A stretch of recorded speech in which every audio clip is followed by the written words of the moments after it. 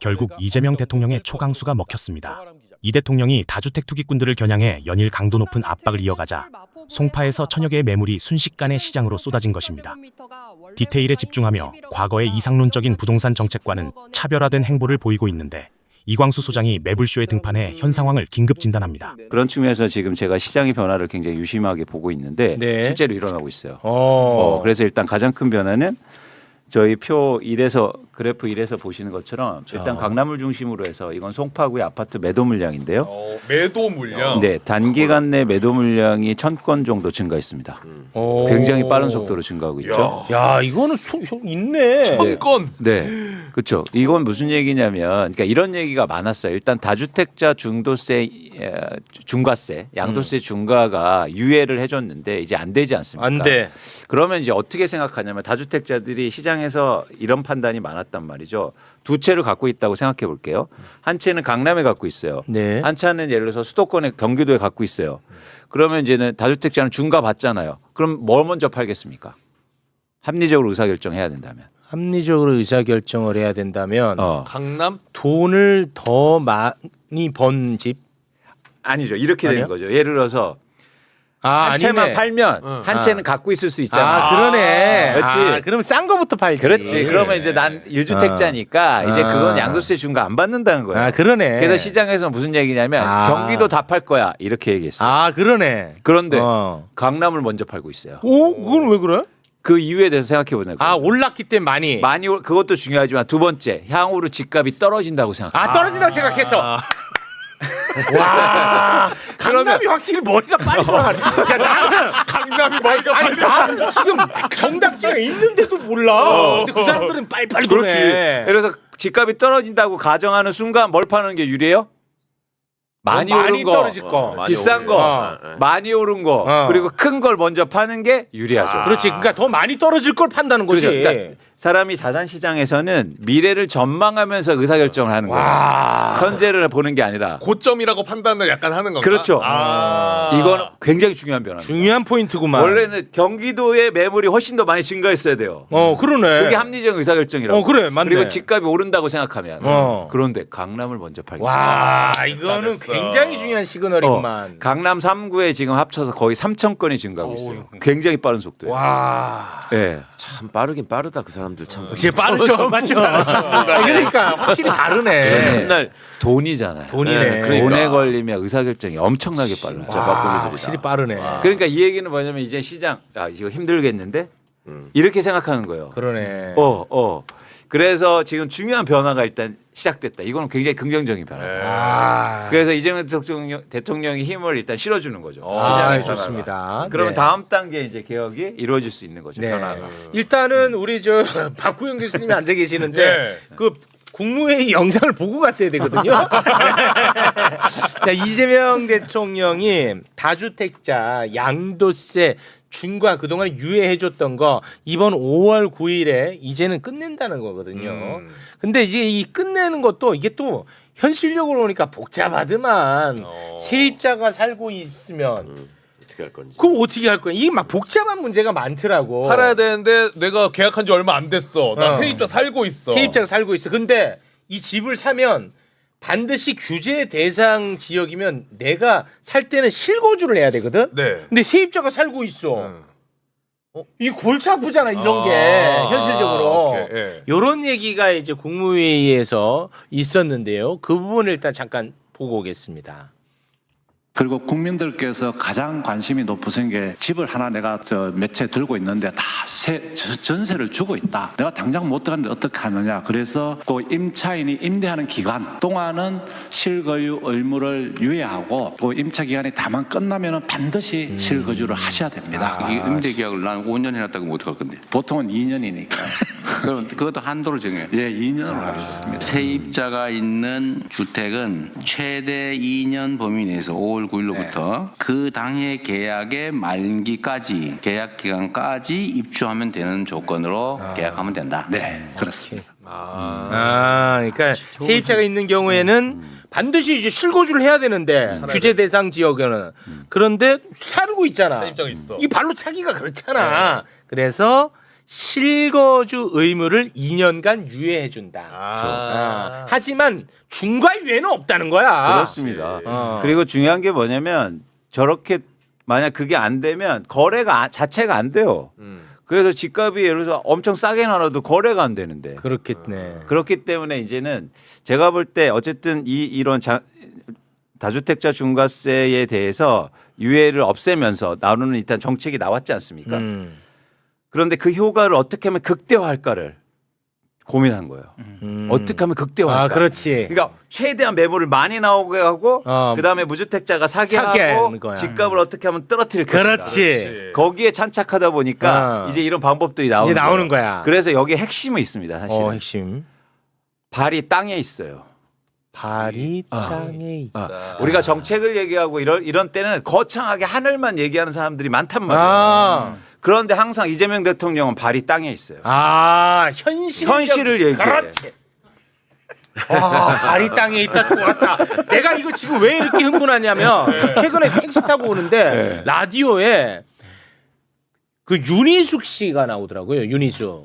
저는 세입자입니다. 사기친. 그분. 그 손가락 윤희수 그분인가? 부동산에 대해서 그러니까 막 얘기를 하는 거야. 근데 발이 하늘에 있어. 떠 있어. 그 사람은 그냥 뭐 우리 뭐 미래를 위해서 뭐 진짜 그거 떠 있더라고. 맞아요. 알맹이가 없어. 맞아요.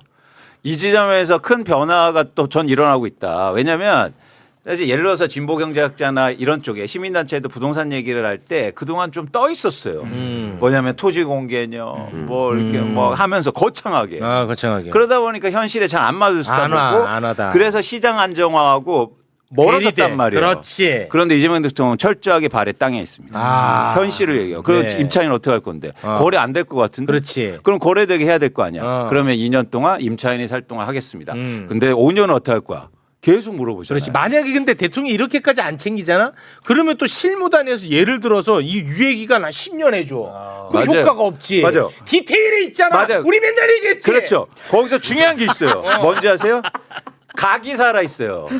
예전에 정책은 상향식이었어요. 그래서 네모를 올리잖아요. 그 위에 가서 동그래져. 그렇지. 근데 이제는 이재명 대통령이 네모를 그냥 내려요. 그렇지. 그래서 아마 없어요. 아마가 어디 있어? 그렇지. 이게 웃을 일이 아닌 게 자, 제일 구창모 씨, 중요해요. 자 들어보세요.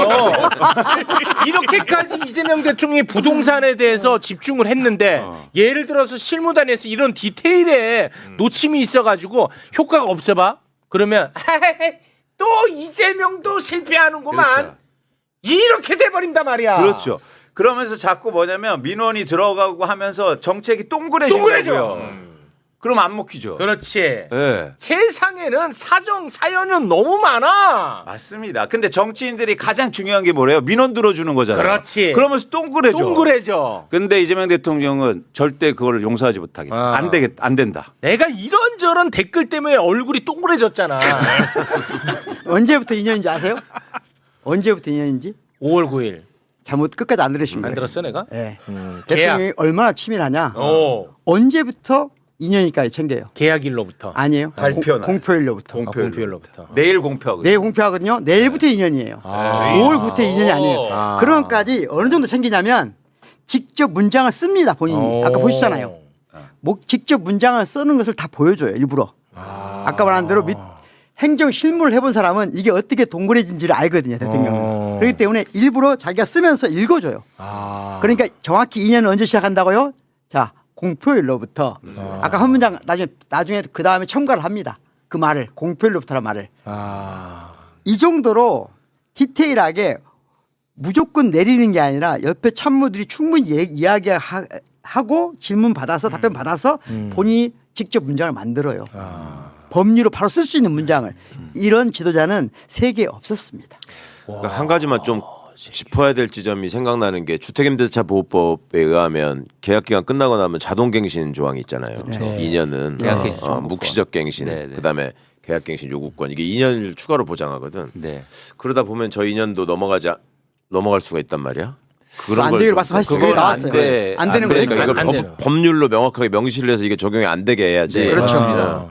안 그러면 또 이걸 이용할 수 있어요. 맞습니다. 그 얘기도 하셨어요. 네. 그 얘기도 그러니까. 다 하셨어요. 야 결국 대통령이 원칙을 세워도 결국 현실 세계에서는 똥그래지네. 그러니까 그동안도 진짜네, 맞네. 그동안도 막 정책들이 엄청 나왔잖아요. 그런데 가면 갈수록 동그래져요. 그러네. 그러니까 다 발로 차고 다니지. 와 발로 차고 발로 차고 그런데 이제 발로 찰 수가 없어. 발 차니까 발 아파. 그러니까 어떻게 되는 거예요? 야 팔자.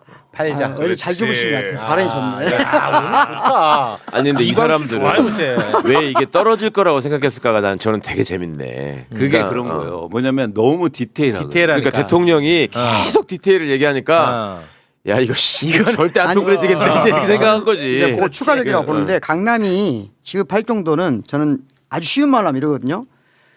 일본의 자산 구조, 자산 포트폴리오하고 우리하고 지금 반대되잖아요. 다시 말하면 일본은 실물 자산이 3이고 유동성 자산이 7이에요.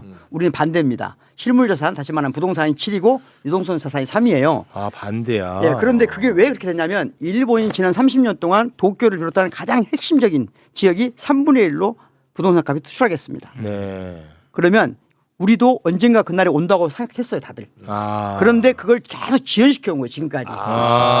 그런데 유예에 왔어. 유예 왔는데 대통령의 모든 행적을 봤을 때 지금 강남에 머리 좋은 사람들은 할 것 같거든. 일본으로 가는 일본의 부동산 가격의 추락으로 가는 딱 시작점이구나. 아. 부동산 붕괴가 아니고요. 정치적으로 돈의 유동성을 방향을 트는 겁니다. 다시 말하면 진보 정부는 항상 그게 문제가 뭐냐면 모든 나라는 마찬가지로 재정 확대를 하거든요. 재정 확대를 한다는 건 돈이 많이 풀린다는 얘기예요. 더군다나 트럼프가 지금 유례 없는 재정 확대를 하고 있거든요. 그러면 전 세계 자본이 넘쳐나요. 유동성이 넘쳐나요. 우리는 결국 부동산으로 들어가지. 어디로 가냐 문제거든요. 그런데 이걸 대통령은 이제까지 대한민국의 진보 정치인 중에서 이 흐름을 정확히 알고 있는 최프초의 대통령이에요. 그래서 부동산을 틀어막고 그 돈을 주식시장으로 흐르게 한다는 거거든요. 그렇지. 그걸 이제까지 어떤 보수적인 사람들인 진보 정치인들을 믿지 않았어요. 왜? 무식하다고 생각한 거예요. 잘 모른다고 생각한 거예요. 그런데 대통령이 지금 부동산을 철저하게 그쪽으로 돈을 흐르는 걸 막고 유동성을 주식시장으로 흐르고 있다는 걸 믿었어요. 그러면 딱 지금 아베 때 일본 극우 아베가 그런 방식으로 해서 주식을 얼마나 3배 높였습니다.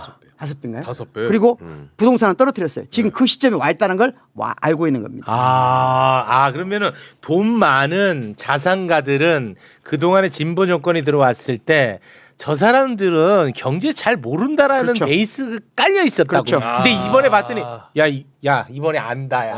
야 아는 놈 나왔다. 그러니까 이거는 일본으로 간다. 팔자. 그렇죠. 그 전에 정치인들은 진보 정치인이 나오면 돈은 풀고 부동산 줄이겠다고 하는데 유동성이 어디로 가요? 부동산을 못 막았어요. 그런데 그걸 정확히 알고 있는 이재명 대통령이 나왔고 이재명 대통령의 발언 하나하나 들어오면 무서울 정도 디테일이에요. 그렇기 때문에 이번에 반드시 부동산 그전 진보 정권은 완전히 다릅니다.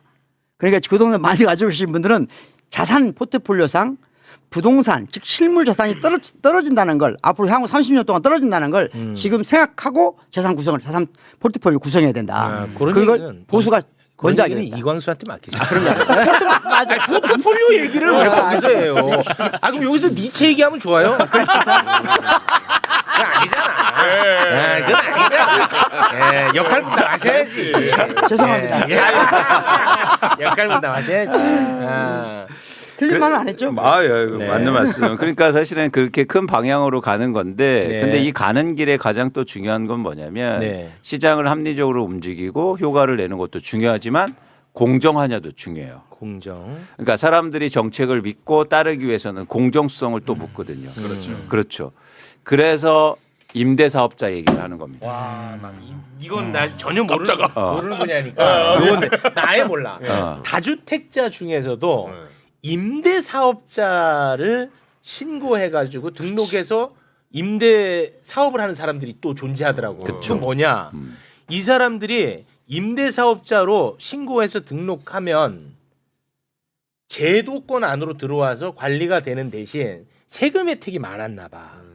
좀 어렵던데. 나도 잘 모르겠더라고. 그게 많았나 봐. 그거를 또 국무회의에서 이야기를 합니다. 이재명 대통령이 아니 그럼 이 사람들은 공정하지 않지 않느냐 뭐 이런 얘기를 막 해. 그 부분 이어폰을 껴주시고 함께 보겠습니다. 임대주택 등록을 하고 다주택인 경우에는 어쨌든 취득세 깎아주고 종부세, 그다음에 재산세 깎아줬고 양도세도 다주택 중과에서는 제외해줬다.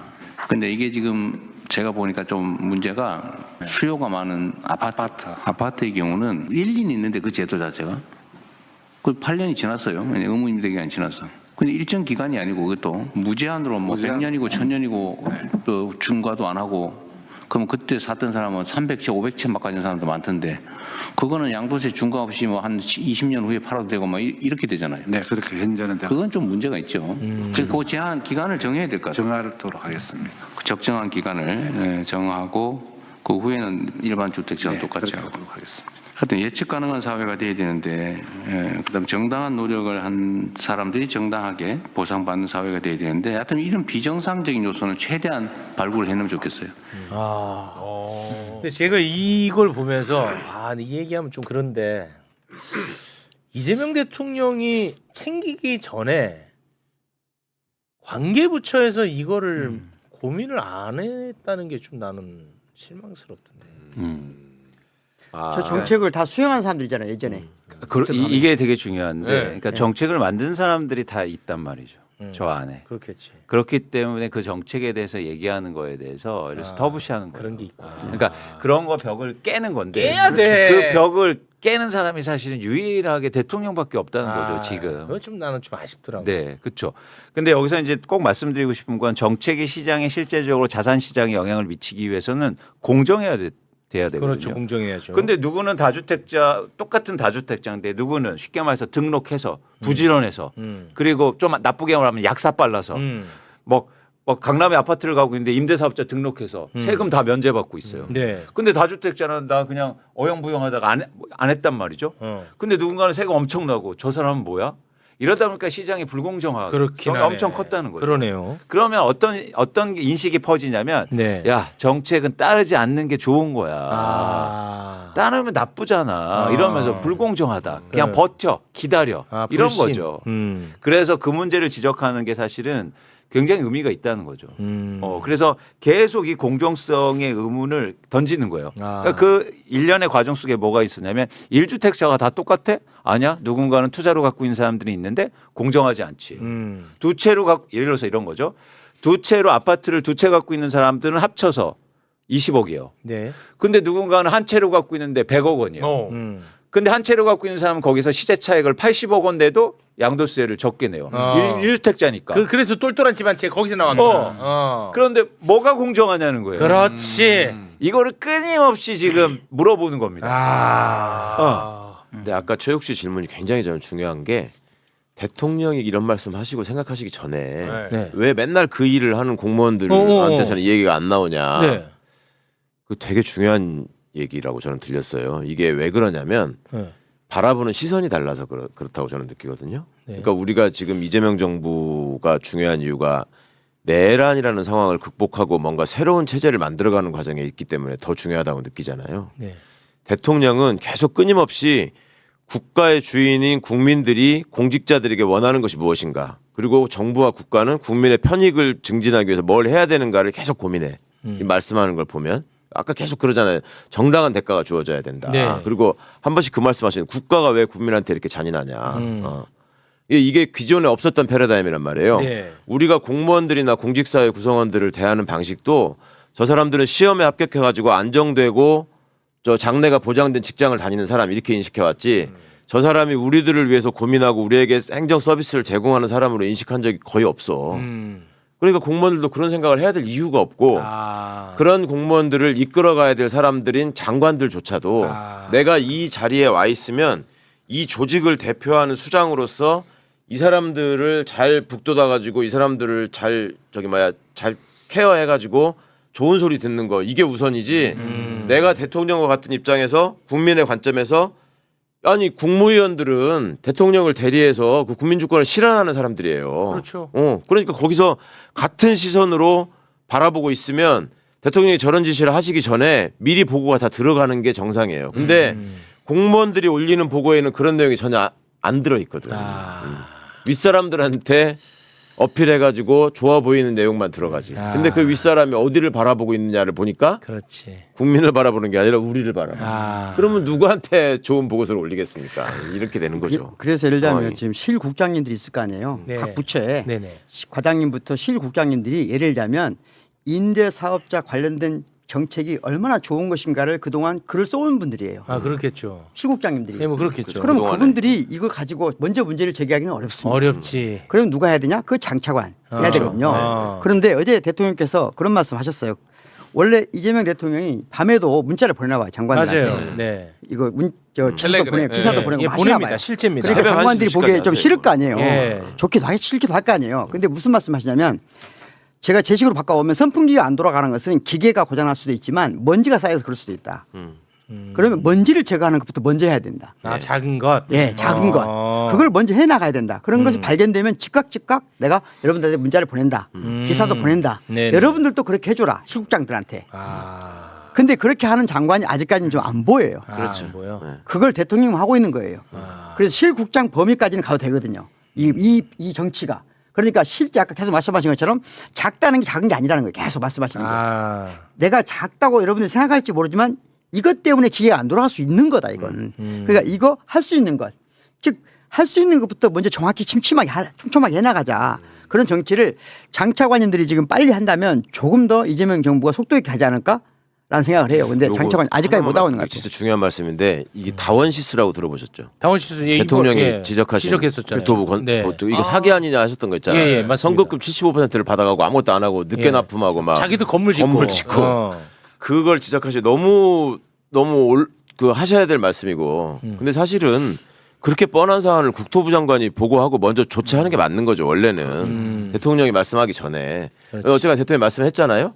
그게 그러면 현장에서 어떻게 집행되고 있는가? 그 이후에 그 이후에 다원시스는 막 이제 난리 났어. 네. 뭐 회장이 사과하고 뭐 출연하겠다고 그러고 막 이렇게 하는데 그럼 다른 데서 이런 일이 없도록 하는 게 중요하잖아요. 그렇죠. 그리고 그런 걸 예방하는 시스템을 만들어야 돼요. 당연하죠. 네. 현장에서 무슨 말을 얘기를 들었냐면 이 공무원들이 아예 선급금을 안 준대. 선급금 줬다가 문제가 됐으니까. 이제는 아예 안 줘. 이제는 안 주고 절차고 예전에 관행이 어찌 됐건 야 이거 줬다가 나중에 선급금 감사 이게 걸리면 안 된다 해가지고 선급금을 안 주니까 그거를 실제로 받아야 되는 사람들은 진짜 하도급 업체가 그걸 받아서 임금을 다 줘야 되는데 네. 이 사람들이 지금 이제 황당해진 거예요.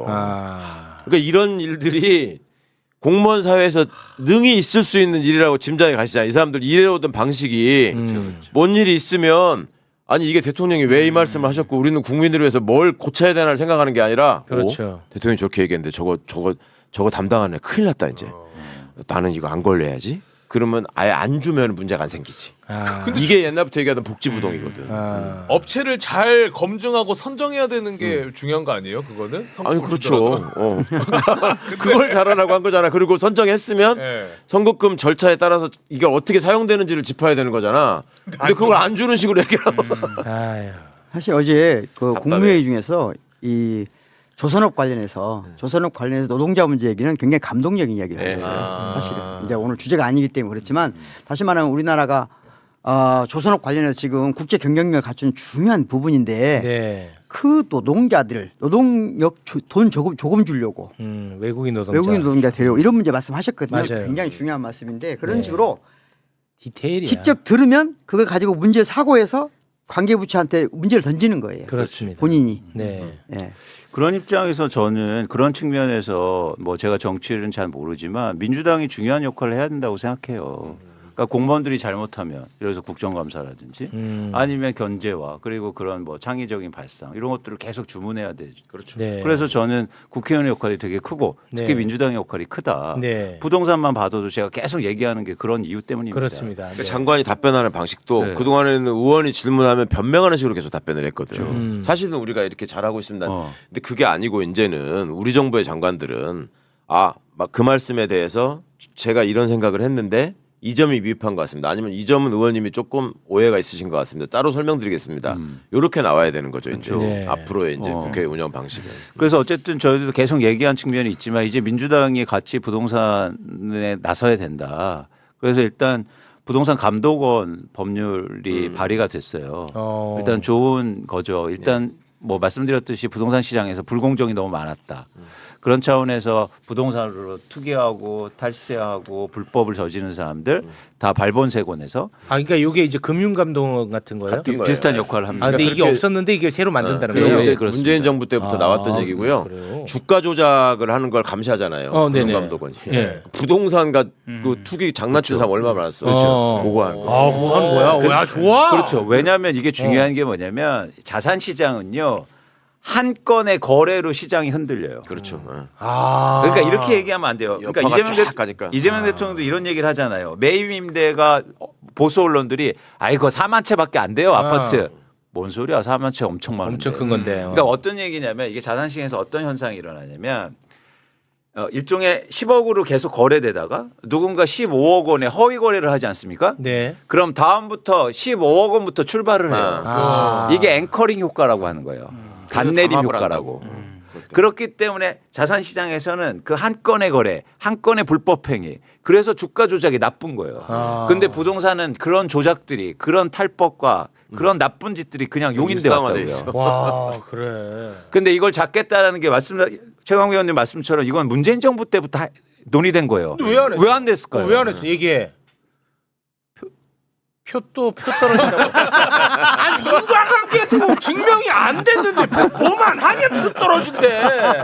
그러니까 이게 말이 됩니까? 나쁜 놈들 잡으는 법도 잘 통과 안 됐다고요. 그때마다 맨날 하는 얘기가 이제 언론이나 무슨 관료들 통해 갖고 나오는 얘기가 부동산 시장에 충격파를 줘서 냉각된다. 그러니까. 거래 위축된다. 그래서 부동산 시장 표 떨어진다. 맨날 이 얘기만 하고 있던 거예요. 이번에도 또 대통령이 하다 보니까 제가 볼 때 마지못해 또 측면이 있어요. 마지못해라도 하라 그래. 좋죠. 네. 근데 이제는 좀 바뀌어야 된다. 그렇습니다. 대통령이 언제 이렇게 맨날 혼자 합니까? 좋아. 자, 부동산 감독원 네. 발의했고 또 좋죠. 좋아. 그래서 예. 주가 조작이라는 표현만큼 부동산가 조작이란 말도 일반화시켜야 돼요. 그럼요. 네. 굉장히 중요한 거예요. 개념적으로 막 해야 됩니다. 많이. 네. 아까 무슨 뭐 앵커링 효과 이런 거 쓰지 마요. 이런 게 문제야. 별로 안 나빠 보이잖아. 그게 그냥 기준점이 된다는 말 아니에요? 뭔가 기술 같잖아. 무슨 앵커링이야. 수강민이다 수강민. 네. 좋아. 자, 부동산 감독원 그리고요. 그래서 이제는 여러 가지가 개혁이 이제 본격적으로 이루어져야 되는데 네. 제가 이제 제안드리고 싶은 건 뭐냐면 좀 부동산 정상화 위원회 같은 게 만들어져야 된다. 부동산 정상화. 그러니까 이런 거죠. 대통령이 저도 이제 몇 번 말씀드렸지만 그래서 대통령이 코스피 갑시다. 했더니 민주당에서 막 으쌰으쌰하면서 코스피 5천 위원회 네, 맞아요. 뭐 열심히 했지 않습니까? 있어. 상법 1차 개정, 2차 맞아요. 개정, 막 3차 개정 열심히 하지 않습니까? 네. 근데 부동산이 이렇게 깃발을 딱 올렸는데 왜 열심히 안 하는 거예요? 왜 안 하는 거예요? 굉장히 좋은 주제예요. 아무것도 안 해요. 아니 그러면 좋은 것만 하겠다는 거잖아요. 주가 오르니까 다 자기가 했대. 코스피 5천 포스팅 열러 올리고 계좌 막 올리고. 아니 좋아요, 잘했어요. 근데 왜 부동산은 조용해요? 이거는 좀 그러네. 할게. 아니 중요한 주제예요. 난리를 치네.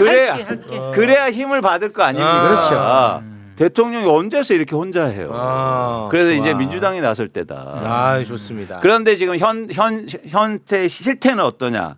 마지막 6번 보여주시면. 6번 봅니다. 야, 재밌어 요새. 6번 보이시면 뭐야, 지난해 물론 조사한 거긴 하지만 국토위원회 있지 않습니까? 네네, 상임위 상임위. 중에서 국토위원회 민주당 위원들만 조사를 했어요. 네. 보유세에 대해서 어떻게 생각하세요? 물어봤어. 찬성이 0명입니다. 0명. 허허. 잠깐만. 영명 확실해요? 누가 영명이요. 조사했는데? 토마토가 뉴스 토마토. 전용기 의원 매부쇼 나왔던 분인데 이분 아니고. 이렇게 이거 유명한 분들 많네. 아니 그 왜 또 이거는 싫어해? 이 표 떨어지니까. 이건 맞잖아. 민주당 정치를 하신 분들의 그 주요 자산 구조를 보면 압니다. 본인들이 자산 포트폴리오가 지나치게 부동산 위주로 돼 있어요. 아니 교수님 근데 거기에서도 좀 그건 문제의식이 아니야. 있어요. 전용기는 돈 없어. 전용기는 지역구가 동탄이잖아요. 동탄. 그렇죠. 자 보세요. 근데 아, 이 자산이 네. 있다고 해도 오케이. 그거에 상관없이 보유세를 하면 칭찬받아야죠. 그렇죠. 박수 받아야죠. 그렇죠. 강남에 아파트 고가 아파트가 그러면 있어도 더 박수 받지. 양도세 올리고 이러면 박수 쳐줘야 돼요. 자기 돈 내겠다는 그 건데. 자체를 뭐라고 하면 안 된다. 그렇죠, 당연히. 그런데 그 부분에서 이렇게 이제 이렇게 하면 문제가 될 수 있다는 건데 어쨌든 왜 이 얘기를 하냐면 대통령이 분명히 얘기했어요. 이런 겁니다. 자, 양도세 중과 때문에 다주택자가 예를 들어서 집을 팔 수도 있다. 근데 5월 지나면 안 팔 건데 매물 잠길 건데 그러니까 대통령이 명확하게 이렇게 했어요. 집이 갖고 있는 게 더 부담될 수도 있는데 명확히 그렇게 얘기했잖아요. 명확합니다. 그 얘기는 보유세를 얘기하는 겁니다. 네. 그러면 이제 보유세 논의를 해야죠. 근데 이런 판에서 보유세 논의가 될까요? 아 이거는 쉽지 않아. 뒷받침이. 여론이 근데 그러니까 정치인도 여론 형성돼야 이제 그렇습니다. 그래서 이제 나오니까. 지지율이 올라가기 시작하잖아요. 부동산의 지지율. 올라가잖아 부동산. 그렇죠. 그래서 이제는 보유세에 대한 지지율도 올라가면 이제 따라하겠죠. 그때 하지. 그 대신 그때가 오면 더 열심히 하시라. 그렇지. 더 열심히. 한국일보가 재밌는 기사를 하나 냈더라고요. 그러니까 윤석열 정부 그리고 이재명 정부 그러니까 각각의 대통령이 국무회의를 어떻게 진행해 왔는가를 비교하는 기사를 냈던데 그러니까 2월 9일 기준으로 행정안전부 홈페이지에 공개돼 있는 이재명 정부, 그러니까 25년 6월 5일부터 12월 9일까지, 그리고 윤석열 정부는 22년 5월 12일부터 11월 8일까지, 그러니까 출범 초기 기준으로 해서 국무회의 회의록을 27개씩을 분석을 해가지고요, 저렇게 자료를 만들었습니다. 네. 저는 이 자료가 믿을 수가 없는 게 윤석열 정부에서 대통령 주재회의 소요 시간이 68.6분이요? 그런데 중요한 건 저 기간 동안 네. 윤석열 대통령 시절에 대통령이 발언을 하면 이의제의가 한 건도 없었다는 거예요. 뭐야 여기 김정은 아니에요? 이쪽에 자, 그러니까 독재. 말하자면 이제 국무회의에 그 회의를 주재하는 의장이 이제 대통령일 수도 있고, 그러니까 뭐 예를 들어서 국무총리가 대리로 진행할 수도 있고 그런데 그 주제를 몇 건 했는가도 지금 저기 나오는 것이고요. 네, 주제. 대통령의 의지에 따라서 국무회의가 얼마든지 바뀔 수 있다. 이 내용이 여기서 여실히 드러난다라는 부분입니다. 저기 보면 나오잖아요. 반론 없었고 토론 없었고 당부했다. 우리가 익히 알고 있는 1시간을 만나면 50급원을 본인이 떠든다라는 게 국무회의도 그대로 이어진 거예요. 네. 아 근데 너무 웃긴다. 윤석열 정부에서 대통령 주재 횟수가 12회인데 여기가 15회예요? 15회는 총리 주재? 예. 그럼 한 번만 대통령이 주재한 거예요? 아니죠. 27회 중에 그렇죠. 27회 회의를 분석한 거니까 네. 12번은 대통령이 사회보고 네. 나머지는 국무총리가 했다는 거예요. 그러니까 절반도 안 했다는 거죠. 일을 안 한 거죠. 예. 그러니까 이 국무회의 때문에 사실은 그 국무위원들과 모여서 뭐 국정에 대해서 논의하고 그 각 부처의 어떤 얘기를 듣고 하는 자리인데 이 자리가 60몇 분 정도 평균 진행이 됐다면 윤석열 혼자 그냥 쭉 얘기하고 국무위원들은 그냥 고개 끄덕끄덕거리다 나가는. 그렇죠. 아니 저는 이제 저 공부회는 공개가 안 됐기 때문에 우리는 무슨 일이 있었는지 모르잖아요. 예. 무슨 얘기를 하는지 했었는지 참 궁금해요. 아니 어제 내가 아는 저녁에 한잔 했거든. 안주 얘기했겠죠. 반 국가 세력 척결하고 무치기 얘기 같은 거나 아니, 제육볶음이 뭐 짰다 뭐 이런. 저번에도 저희가 얘기했던 것 같은데 저 윤석열이라는 인물이 워낙에 이제 술을 좋아하는 걸로 알려져 있지만 세상에 있는 모든 안주에 대한 스토리가 있다고 합니다. 그러니까 술집 가면 처음에 앉으면 그 안주 나오기 전에 기본으로 뭐 깍두기가 나올 수도 있고 뭐 멸치가 나올 수도 있고 그렇잖아요. 그러면 이 멸치 내가 졸라 놀라서 뭐 이러면서 얘기한대. 네. 그럼 먹방 유튜버에서 뭐하러 대통령까지 해가지고 나라 이렇게 망가뜨립니까? 네. 그러니까 뭔가 이런 식으로 했기 때문에 의대 증원 2,000명, 뭐 R&B 전액 삭감, 말도 안 되는 정책들이 나와서 다 실행되고 막지를 못하고 그런 그러니까 일이 앞서 있었겠죠. 그 정권 초기의 국무회의를 얘기했잖아요.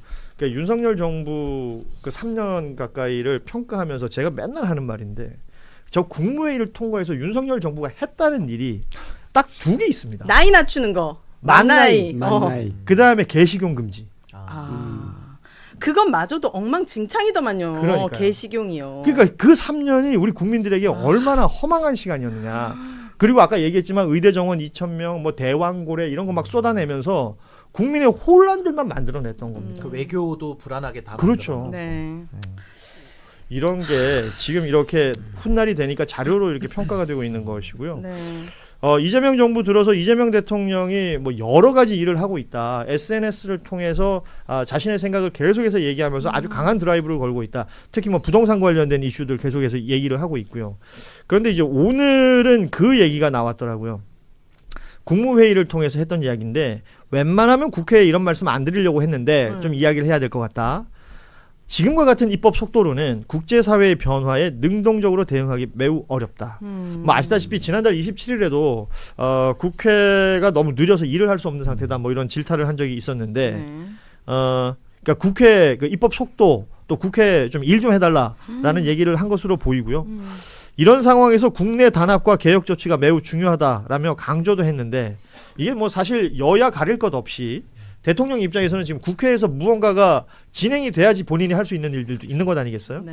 신인규 변호사는 어떻게 평가합니까? 그러니까 이거는 사실 대통령께서 그 답답함을 호소하신 걸로 좀 봐야 될 것 같고요. 뭐 1차적으로야 국회 안에서 뭐 국민의힘이 늘 발목 잡고 하는 문제는 뭐 기본값으로 있다고 우리가 전제를 해야 되고 결과적으로 다수 의석을 갖고 있는 민주당이 원내 전략을 통해서 국민의힘의 그러한 방해 공작을 돌파해서 정부를 지원해야 되는 그런 상황인데 사실 지금 민주당이 다수 의석을 갖고 있잖아요. 원하면은 모든 걸 지금 다 할 수 있는 그런 구조적인 환경은 마련이 되어 있는데 아무래도 대통령님 보시기에는 국정 운영에 대한 전폭적 지원보다는 조금 더 당내 문제, 뭐 1인 1표라든지 어떤 최근에 있었던 합당 논란 내지는 뭐 이번에 특검 추천과 관련된 뭐 인사 문제들 뭐 이런 것들로 인해 가지고 즉 국회가 너무 소모적으로 지금 한두 달 이렇게 달려오다 보니까 뭐 사법부도 지금 뭐 아주 간이 배 밖에 나와가지고 저러고 있고 내란 진압 안 되면서 이 경제 문제도 입법의 뒷받침을 통해서 앞으로 추동력으로 나아가야 되는데 지금 이게 안 되니까 그래서 며칠 전에는 또 대통령께서 아니 국회는 그럼 기대하지 말고 행정부라도 그럼 일단 할 수 있는 거라도 좀 하자라고 하면서 국세청장에게 또 쓴소리를 이렇게 하셨거든요. 그러니까 저는 참 이재명 정부가 지금 잘하고 있고 이재명 정부가 성공하는 것이 지금 국민 성공인데 전 여기에 관심 안 둘 이유가 전혀 없다. 그래서 저는 지금 민주당 지도부가 빨리 저는 혼란을 수습하고 대통령님의 저는 답답함이 좀 나오지 않도록 최소한 국회가 우리 노력하고 있습니다 하면 대통령께서 저런 말씀을 하실 이유가 없거든요. 저는 국민들이 노력하는 모습 안 보여주고 있는 거죠 지금. 대통령 지지율을 지금 민주당이 못 따라가고 있는 이유가 완전 분리해서 보고 있는 것 같아요. 대통령은 잘하고 있는데 민주당은 지금 특검 추천도 솔직히 실망스럽고 합당도 저렇게 난리야.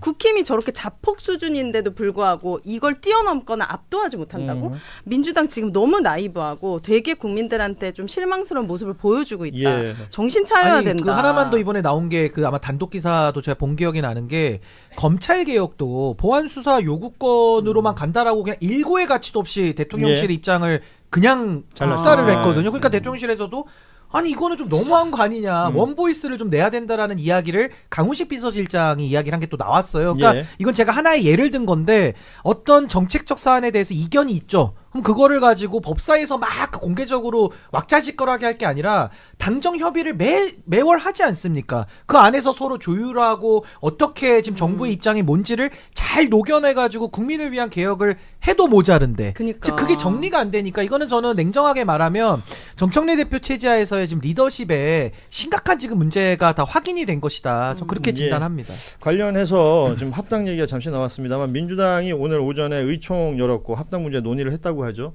관련해서 대충 정리되고 있는 것이 지방선거 뒤로 합당 논의는 미룬다라는 공감되는 형성이 된 것 같습니다. 오늘 저녁에 최고위원회 열고 여기서 이제 최종 결정을 할 것이다라는 뉴스까지는 나왔는데 뭐 합당은 이렇게 되면 선거 전에는 거의 물 건너간 것으로 보이는데요. 그냥 뭐 시간 다 됐으니까 그냥 간단하게 한마디씩 이 합당 논란이 지금 뭐 지난 몇 주간 굉장히 시끄러웠잖아요. 그냥 한마디씩 그냥 총평? 논평 한마디씩 하시고 오늘 방송 마무리하도록 하죠. 지금 너무 똑똑해져서 이질감 된다는 우리 오윤혜 씨부터 지금 댓글이 그런 게 올라왔어요. 그럼 다시 편안한 마음이 드실 수 있도록 제가 평론하도록 하겠습니다. 조국 혁신당은 뭐가 되는 거예요? 가만히 있었는데 민주당이 합당하자 난리 쳤어요. 그런데 안 할 수도 있어. 그러니까 뭔가 자기 정치하지 마세요, 민주당. 지금 그럴 때가 아닙니다. 지방선거가 있고 국민들은 뭔가 희망을 품고 같이 힘을 합쳤으면 좋겠다라는 그런 간절함이 있어요. 거기에 자기 정치가 들어가지 않았으면 좋겠다. 지금 그럴 때가 아니다. 예.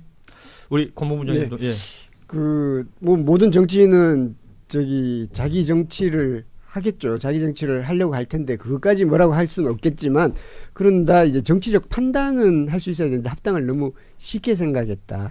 이렇게 해서 지금 이제 합당 논의 만약에 이제 합당을 그 이후로 미룬다, 선거 이후로 미룬다고 했을 때 다 상처를 입었잖아요. 조국 대표도 정청래 대표 본인도 그렇고 예. 그리고 청와대도 그렇고 다 이게 누구를 위한 이 지금까지의 그럼 이 야단 법석이었고 논의였냐 그 정치적 판단을 다시 한번 좀 판단해봐야 되지 않나. 왜 정치적 판단을 제대로 못했을까도 한번 생각해봐야 되지 않을까 싶은 생각이 듭니다. 네. 근데 저는 이제 한 번은 거쳐야 될 전 노선의 갈등이라고 저는 생각하는 게 결국에는 지금 조국혁신당과의 합당 문제이기 때문에 이게 결국에는 과거에 문재인 정권 때 일하셨던 분들의 이념적이고 진영적이고 선악 이분론으로 국정 운영을 할 것이냐 아니면 이재명 정부의 실용이라고 하는 실용과 국익과 통합적인 국정 운영을 할 것이냐의 저는 생각의 차이라고 봐요. 그렇기 때문에 전 이번에 뭐 굳이 긍정적인 걸 찾자면 노선 갈등 전 한 번은 필요했다라고 저는 생각을 하고 결국에는 결자 해지 참 다행스럽고 남는 아쉬움은 이러려고 지금 이 난리를 쳤느냐. 저 그 부분은 매우 아쉽습니다. 우리 양 변호사님. 다른 말씀들 다 해주셨으니까요. 앞으로 어떤 일을 하든지 간에 그 추운 겨울 내란 극복하기에서 다 같이 뭉쳤던 국민들 지지하는 분들을 갈라놓게 만들었다는 거 민영은 그 부분 정말 반성했으면 좋겠습니다. 예. 이재명 대통령은 부동산 투자 투기하며 또 연장하겠지라는 부당한 기대를 가진 다주택자보다 집값 폭등에 고통받는 국민이 더 배려받아야 합니다라고 강조를 했습니다. 저희 국회의원들도 모범을 보여야 되겠죠. 네, 그렇게 해주시는 것이 당연한 고위공직자로서의 자세가 아닐까 생각합니다. 하지만 그렇지 않은 사람도 있습니다. 국민의힘 장동혁 대표는 대통령은 다주택자를 마귀의 영혼을 판 사람들이라고 공격한다. 그런데 청와대에도 내각에도 마귀들이 한둘이 아니다. 이재명 대통령도 실거주하지 않는 아파트를 4년 넘게 갖고 있다. 집값이 떨어진다고 믿는다면 진작 팔았을 것이다 라고 말했습니다. 사실관계 바로 잡겠습니다. 대통령님은 1가구 1주택자입니다. 사실을 호도하지 말기 바랍니다. 그러나 정작 장 대표 본인은 어떻습니까? 2025년 3월 재산신고 기준으로 지분 소유를 포함해 본인과 배우자가 총 6채의 아파트, 단독주택, 오피스텔을 보유하고 있습니다. 전세권도 대전에 2군데나 갖고 있습니다. 장동혁 부부 대체 어디에 살고 있습니까? 팔 다리가 따로따로 살고 있다라는 얘기가 많습니다. 이러고도 대통령과 청와대, 정부 여당을 비판할 자격이 있겠습니까? 국민 앞에 최소한 염치라도 있어야 되는 거 아닙니까?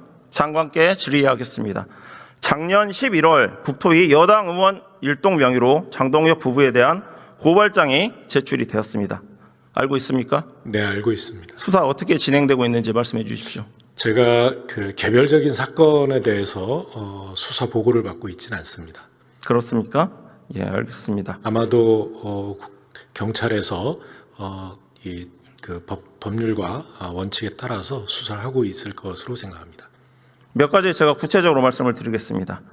서산 대상 당진강 고속도로는 2019년 9월 설계를 시작했고 2022년 2월에서 12월 타당성 재조사를 실시했고 23년 11월 착공했습니다. 그런데 2022년 10월 장동혁 대표는 보궐선거로 의원이 되자마자 예결위, 그것도 예결소위위원으로 선임됐습니다. 예결위 서면 질의로 이 고속도로 사업 528억 증액 요청을 했고 실제 그 다음에 정부 예산으로 80억이 순증되었습니다. 화곡리 1-47번지 땅입니다. 문제는 이 고속도로 종점에서 불과 2km 떨어진 곳에 배우자가 약 214평 땅을 갖고 있다는 겁니다. 애초에 임하였다가 현재는 창고용지로 지목까지 변경된 사안입니다. 인근 중개사에 물어보니 10년 만에 땅값이 최대 10배 가까이 올랐다고 합니다. 배우자는 기획부동산을 했고 국회 예산소위위원인 남편은 이해충돌 방지 혐의를 일으켜가면서 예산을 반영시켜 사업을 시작했습니다. 종점 2km에는 본인들의 땅이 있었습니다. 본인 명의 자체를 신탁원부에서 숨기기도 했습니다. 심지어 서면지를 검토하고 예산 반영에 동의한 사람이 누군지 찾아봤습니다. 양평고속도로 종점 변경 관련 수사를 받고 지금은 구속돼 있는 김호 서기관입니다. 저는 장동혁 부부의 이 투기에 대해 제2의 양평고속도로 종점 변경 사건이라고 확신합니다. 이러고도 제1 야당의 대표로서 당당합니까? 이러고도 부동산을 갖고 정부 여당을 비난할 수 있습니까? 제발 염치를 차리시기 바랍니다. 이뿐만이 아닙니다. 화곡리 36-77 36-76번지 임야 땅도 문제입니다. 장동혁 부부가 이 땅을 필지 분할한 후에 19년 4월 매입했는데 기획부동산 실패로 2019년 7월 가압류가 결정되기 3개월 전에 매입한 겁니다. 가압류가 예상이 되니까 서로 짜고 치고 가압류 직전에 장동혁 부부에게 땅을 챙겨준 것입니다. 또 있습니다. 가련이 546-34번지 약 570평 임야 문제입니다. 화면을 보시면 등기부 등본상 매입 계약을 5개월 먼저 했는데 등기 접수는 맨 마지막에 하는 이상한 신공이 발휘되게 되어 있습니다. 위에 있는 곽모 씨는 장동혁 대표의 부인이며 아래에 있는 곽정모 씨는 부인의 동생, 즉 장동혁 대표의 처제로 추정됩니다. 자전거래, 차명거래, 전형적인 가족 투기꾼의 모습입니다. 장관님, 부동산 감독원 설립 곧 예정돼 있죠? 네. 당연히 이 부분 문제가 되겠죠? 예, 부동산 감독원은 수사를 하는 곳은 아닙니다만 이런 불법 행위에 대해서 조사하고 사법 처리를 요청할 수 있으리라고 봅니다. 어제 한동훈 전 대표의 토크 콘서트 있었죠? 티켓 가격 보셨습니까? 예, 들어서 알고 있습니다. R석이 79,000원, S석이 69,000원이었습니다. 토크 콘서트 제가 가봤을 때는 10,000원 또는 15,000원 정도였습니다. 차이가 많이 나죠? 정치자금법 위반 소지가 크다라고 합니다.